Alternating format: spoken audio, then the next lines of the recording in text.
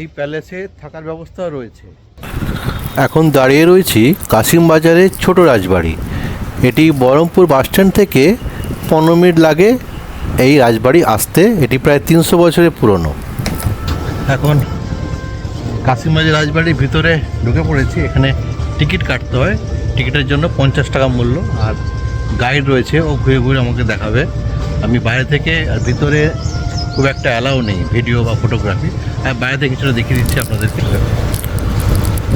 অযোধ্যা রাম রায় ছিলেন এই পরিবারের প্রতিষ্ঠাতা এবং পরে এটি একটি হেরিটেজ হোটেলে রূপান্তরিত হয়েছে।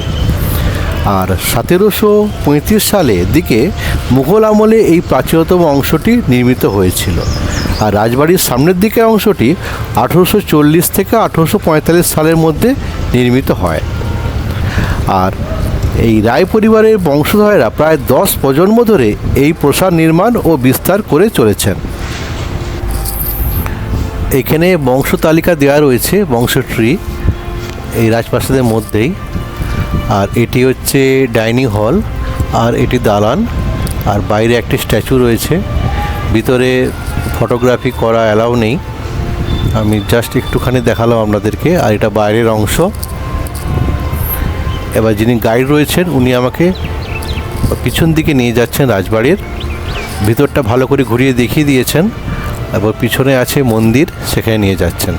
রাজবাড়ির বংশধর এখনও রয়েছে এখানে, তো ওনারা মাঝে মধ্যে আসেন। গতকাল নাকি ছিলেন, আজকে বেরিয়ে গেছেন। ওনারা কলকাতায় থাকেন। ভিতরে ফটোগ্রাফিটা অ্যালাউ নেই, বাইরে থেকে যতটা পারি আমরা দেখিয়ে দিচ্ছি। এই সামনেই রয়েছে মন্দির, আর এটা রাজবাড়ির সাইডের অংশ। সামনেটা বেশ মানে ভালোভাবে নির্মাণ করা হয়েছে, কিন্তু পিছনের অংশগুলো মানে পুরনো মলের যে ব্যাপারটা রয়েছে সেটা এখনও রয়েছে, দেখা যাচ্ছে। আর এর সামনে ঘাট রয়েছে, এইটা পুকুর ঘাট। হ্যাঁ, পুকুর ঘাট। আচ্ছা, এই রাজহাঁস বসে আছে। হ্যাঁ, মাছ আছে এখানে, জল থাকে না, জল দেওয়া হয় সালি মেশিনে। ও, নাহলে তো এখানে মাছ চাষ হয়? না না, ঘরের তো ও, চাষ পুকুর না। আর এখানে বেদি বানানো রয়েছে, এখানে রাজারা এসে বসতেন এক সময়।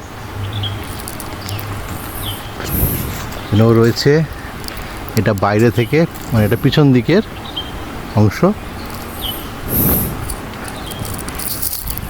এটি 1740 খ্রিস্টাব্দে এই রাজবাড়ি বানানো হয়েছিল এবং বানিয়েছেন রাজা অন্নদা প্রসাদ রায়। ওনার হাতেই রাজবাড়ি তৈরি হয়েছিল। এটা ফুলগুলো হয়েছে। হ্যাঁ হ্যাঁ, এটা 150 বছরের পুরনো। এই গাছটি 150 বছরের পুরনো গাছ। এই গাছটা আমাদের ওখানেও একটা আছে, আমাদের রামকৃষ্ণ মিশনের সেখানে এই গাছটি রয়েছে।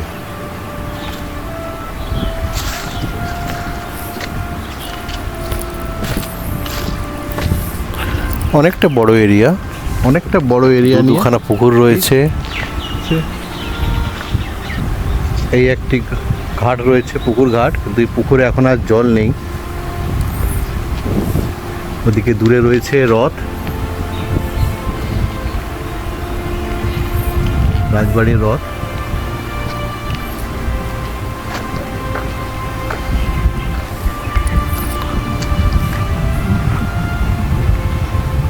এই রাজবাড়ির পিছনের অংশ।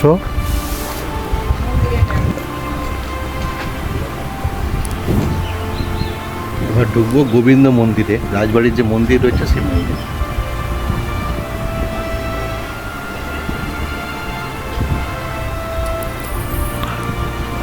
এই মন্দির অংশ চত্বরে যে গাইড রয়েছেন ছবি তুলতে পারেন বা ভিডিও করতে পারেন। প্রথমে না বলছিলেন, তারপর বললেন আচ্ছা ঠিক আছে করুন। আর মন্দির এখন বন্ধ রয়েছে, সকালে পুজো হয়ে গেছে।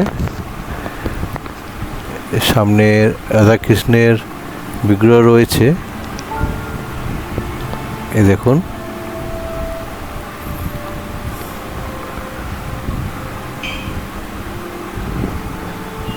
রাজবাড়ির যে ঐতিহ্য, রাজবাড়ির যে আভিজাত্য, এটা দেখেই বোঝা যাচ্ছে, মন্দিরটা দেখেই।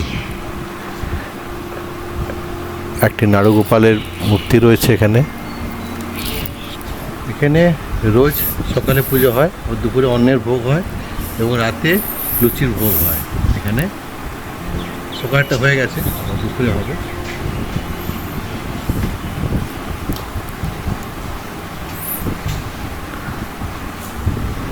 অনেকটা বড় এরিয়া, মানে মন্দির চত্বরটাই অনেকটাই বড়, এদিক ওদিক করে অনেকটা অংশ জুড়েই রয়েছে মন্দির। সামনে নাকি দুর্গা মণ্ডপ রয়েছে, সময় বসে যেখানে দুর্গা হয় এই এরিয়াটায়।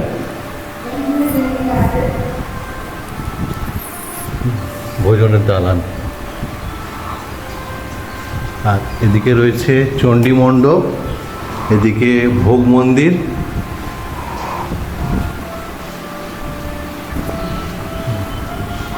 এবার মেন দুর্গা মণ্ডপ যেখানে পুজো হয় সেদিকে চলে এলাম। দেখেই মনে হচ্ছে যে এখানে একটা দুর্গা পুজোর সময় আচ্ছা বেশ বড় রকম ব্যাপার হয় এখানে। এইখানে দুর্গা পুজো হয় এই বেদিতে।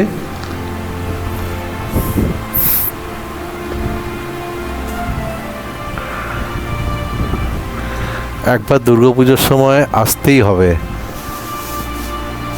মানে দুর্গাপুজোর যে এরিয়াটা যেখানে পুজো হয়, যে দালানটা, সেটা দেখেই মনে হচ্ছে যে এখানে পুজোর সময় খুব জাঁকজমক করে পুজো হয় এবং অনেক মানুষের সমাগম ঘটে এবং বংশধররা থাকেন। মানে এখনও চেয়ার পাতা রয়েছে এখানে। আচ্ছা আচ্ছা আচ্ছা, এই দালানে দুর্গাপূজা, জগদ্ধাত্রী পূজার সময় ভোগ রান্না হয়।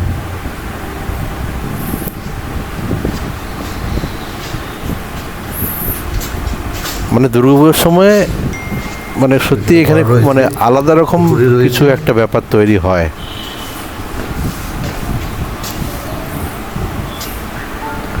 আশুতোষ নাথ। আর এখানে শুনেছি তো পুজোর সময় এখানে শুনেছি থাকার ব্যবস্থা রয়েছে, খুবই আনন্দদায়ক হবে বলে আমার মনে হয়। কারণ মুর্শিদাবাদে হচ্ছে বাংলার শেষ নবাবের শহর, যেখান থেকে ইংরেজ শাসন শুরু হয়েছিল। আর সেই মুর্শিদাবাদের থেকে পুরনো মুঘল আমলের রাজবাড়িতে থেকে দুর্গাপুজোর আনন্দ উপভোগ করা, সেই রাজবাড়ির দুর্গাপুজো, সেটা একটা আলাদাই ব্যাপার, নিশ্চয়ই অনুভূত হবে। তো আমি তো নিশ্চয়ই আসবো। আর আপনারাও পারলে নিশ্চয়ই আসবেন। হ্যাঁ, এই হোটেলে নাও থাকতে পারেন, বাড়ি করা থাকলেন, কিন্তু এই দুর্গাপুজোটা একবার নিশ্চয়ই দেখে যাবেন। শুনলাম খুবই জাঁকজমকপূর্ণ হয়।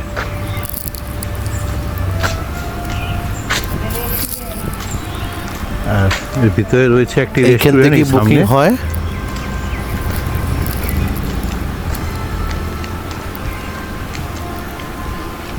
কাসিম বাজার প্যালেস অফ রয়েস রাজবাড়ি, বেশ সাজানো গোছানো। যেহেতু এখানে গেস্টরা থাকেন, সেটির জন্য আরও একটু সাজানো গোছানো রয়েছে।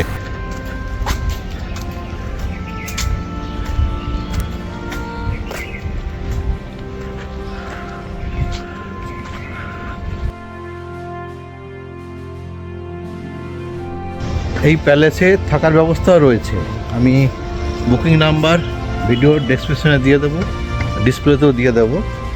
আর যেটা কথা বললাম, তো এখানে 5,000 থেকে শুরু নর্মাল রুম, 14-15 অবধি রয়েছে। আর ব্রেকফাস্ট ইনক্লুডেড, বাকি খাবার মানে নিজস্ব কস্টে। আর check in time, check out time এরকম ব্যাপার নেই, 24 আওয়ার্স। আপনি যখন ঢুকবেন তার থেকে 24 আওয়ার্স চেক আউট টাইম। আর রাজবাড়ির মধ্যেই থাকার ব্যবস্থা রয়েছে, ভালো বেশ। পারলে নিশ্চয়ই একবার ঘুরে যাবেন কাশিমবাজার রাজবাড়ি, পারলে রাত্রি যাপন করে যাবেন, ভালো লাগবে। একটা রাজকীয় অনুভূতি, ফিলিং আসবে আপনার মধ্যে। এই